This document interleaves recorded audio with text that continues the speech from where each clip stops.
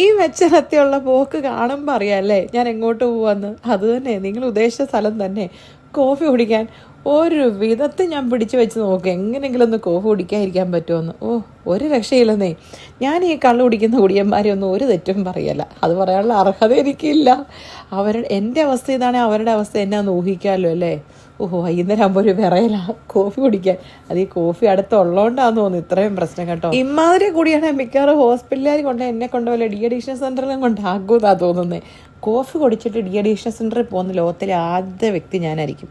എന്നാലും വേണ്ടില്ല, അഭിമാനത്തോടെ proud to be a coffee ഭ്രാന്തൻ എന്ന് പറഞ്ഞൊരു സ്റ്റാറ്റസ് നോക്കിയിട്ട് പോയിട്ട് കിടക്കാം. സത്യം പറഞ്ഞാൽ ഒത്തിരി കോഫി കുടിക്കണമെന്നൊന്നും ഇല്ല, അതിൻ്റെ ഒരു സ്മെല്ലടിച്ചാൽ മതി. നമ്മുടെ സലിംകുമാർ ഒരു മൂവി പറഞ്ഞ പോലെ കോഫിയുടെ സ്മെല്ല് ഇങ്ങനെ മൂക്കി വരുമ്പോഴേ twinkle twinkle little star how I wonder what you one എന്നറിയാതെ പാടിപ്പോവും.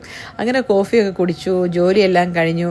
ഞാൻ ജോലി കഴിഞ്ഞ് ഇറങ്ങുന്നത് നോക്കി ഇങ്ങോട്ട് നോക്കി ഒരാൾ നിൽക്കുന്നത്, പാവത്തിൻ്റെ ആ നിപ്പും കാത്തിരിപ്പൊക്കെ കണ്ട എന്നെ ഏതോ സെൻട്രൽ ജയിലിൽ നിന്ന് പരോളിന് ഇറക്കിക്കൊണ്ട് പോകുന്നവരുണ്ടല്ലേ, പരോളിന് ഇറക്കാൻ വന്ന പോലുണ്ട്. എന്താ സന്തോഷം ആ കാത്തുനിൽപ്പും. പാവമുണ്ടല്ലേ, എനിക്കിത് കാണുമ്പോൾ സങ്കടം വരുവേ. അങ്ങനെ ജേഡിക്കുട്ടനെയും കൂട്ടി പോവാ. ഇന്ന് പോകുന്ന വഴിക്ക് ആ കടയിലൊന്നും കയറിയില്ല, കാരണം പുള്ളിയുടെ ലക്ഷ്യവും നമ്മുടെ കോഫി ഷോപ്പാണ്, സ്റ്റാർബക്സിൽ പോകാമെന്ന്. അവനറിയില്ലോ അമ്മ കാപ്പി കുടിച്ചിട്ടാണ് വരുന്നതെന്ന്. അപ്പം ശരി, പോയേച്ചും വരാം.